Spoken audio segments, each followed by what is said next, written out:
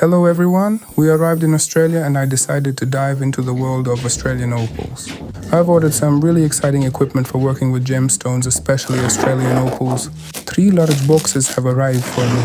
It's all incredibly exciting because this is brand new equipment and I've never worked with anything like it before. If you work with gemstones, please leave a comment and let me know what I should pay attention to, what I could improve, or maybe what additional tools I should buy. I am completely new to this, but I am genuinely excited to learn, understand all the details, and become skilled at working with stones professionally.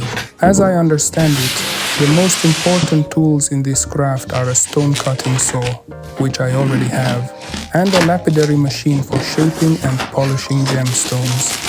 It's especially perfect for creating cabochons, beautifully polished stones with a smooth, rounded shape.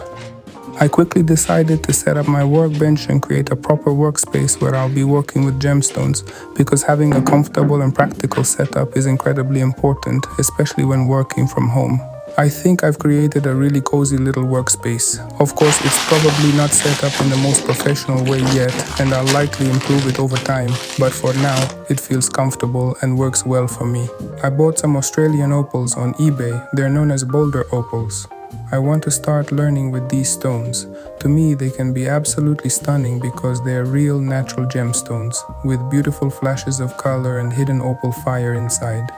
I looked through several stones and decided to save them for later, but this little piece immediately caught my attention. It has a rectangular shape, and just look at those beautiful flashes and shimmering opal colors already visible inside. I had never cut opals before.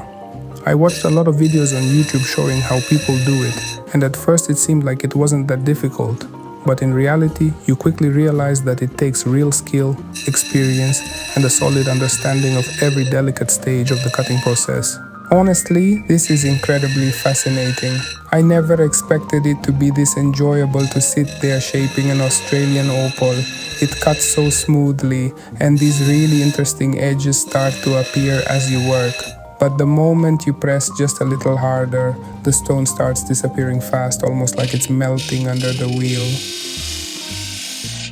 I'm experimenting with different wheels.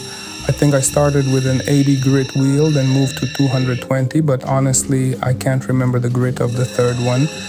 Right now, it's really interesting for me to figure out which wheels work best for this kind of stone. To be honest, I expected Boulder Opal to be extremely hard, but because it's partially made of ironstone matrix, the wheel removes material much faster in some areas than I expected.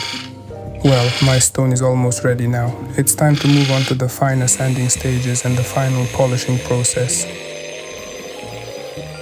Thank you so much for watching this video all the way to the end. If you enjoyed it, please subscribe to my channel and be sure to check out my Instagram, where you can see even more beautiful and unique Australian opals. Also, let me know in the comments which type of opals you like the most. As I'm starting to learn, there are Boulder opals, white opals, and some of the most valuable ones are black opals. I'm really excited to understand all these different varieties and learn how to recognize and appreciate them properly, because these stones are truly incredibly beautiful. Thank you so much for watching. I'll see you in the next videos. It truly means a lot to me that you stayed with me all the way until the very end of this video.